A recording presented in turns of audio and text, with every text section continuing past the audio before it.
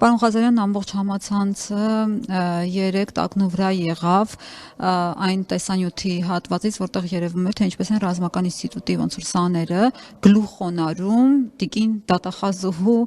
առջև, ընդհանրապես այդ տեսարանը ինչ տպավորություն թողեց ձեր մոտ եւ ըստ ձեզ որ շարային կանոնադրության մեջ է սահմանված, որ այդ մեր զինվորները պետք է այդպես խոնարհվեն դատախազի առաջ։ Նման կանոնակարգում չկա եւ ես անկեղծ ասած չեմ կարողանում հասկանալ, թե տիկին գլխավոր դատախազը ինչ է ուզում մեր զինված ուժերից։ Որովհետեւ ես դեռ նախորդ տարի է արձանագրել նրա այցելությունները երկրորդ բանակային կորպուս, երրորդ բանակային կորպուս, որտեղ որ հանդիպումներ ունենում հրամանատարների հետ, այցելում հրամանատարաշտաբային կետեր, ծանոթանում իր իրավասությունների հետ որևէ առնչություն չունեցող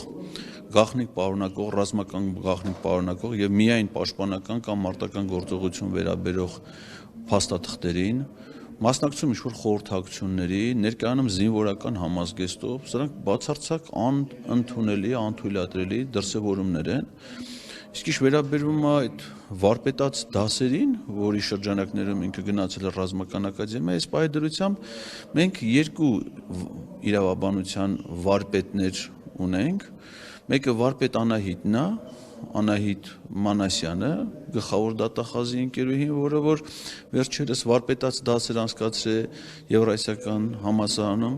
եւ հիմա վարպետաց դասը անցկացնում գլխավոր դատախազը։ Ես կարծում եմ, որ ցանկացած պաշտոնյա իր գործունեությունը կազմակերպելուց պետք է ժամանակ ծախսի եւ ծանոթանա այն օրենքներին, որոնցով նրանց գործունեությունը կանոնակարգվում է եւ իրականացնեն միայն այնպիսի գործողություններ, որոնք բխում են իրենց լիազորություններից։ Իսկ թե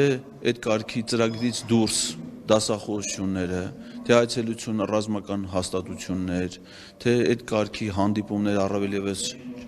զինվորական կանոնակարգով չնախատեսված ողջույնները եւ այլն, դրանք կարծում եմ միայն անձնական ամբիցիաները բավարարող դրսևորումներ են, որը բանակի առավել եւս զինվորականների մասնակցությամբ կազմակերպել ուղղակի անթույլատրելի է։ Այսինքն կարծում եք, որ դա հենց Աննա Վարդապետյանի ցուցումով էր այդպիսի ողջույնը պայմանավորված, թե պարզապես ցավոք սրտի կան որոշակի ստորաքարշ կամ այդ մտածելակերպով մարդիկ, որոնք մտածում են, որ սապոնվելու ձև է դա ուղղակի։ Կարծում եմ երկրորդը ավելի հավանական է, բայց երկրորդը դրսևորվում այն դեպքում, երբ որ այդ անողը գիտի, որ դա հաճելի է մյուսների համար, այսինքն եկողի համար։ Ես օրինակ իմ օրինակը կարող եմ բերել, երբ որ ես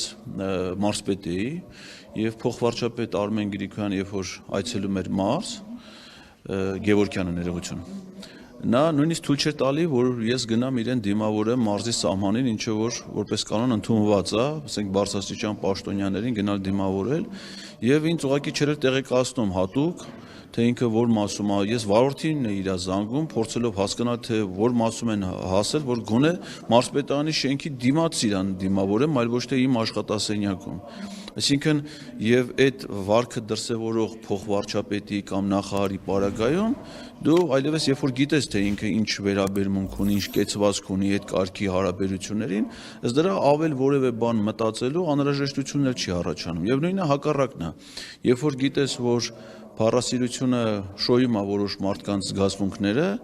այն մարդիկ էլ ովքեր որ փորձում են քծնել, շողոքորթել, օգտվում են այդ հնարավորությունից։ Ամեն դեպքում ես կարծում եմ, որ այն ինչ որ մենք տեսել ենք, դա հաճ էր, առնվազն եւ անթույլատրելի։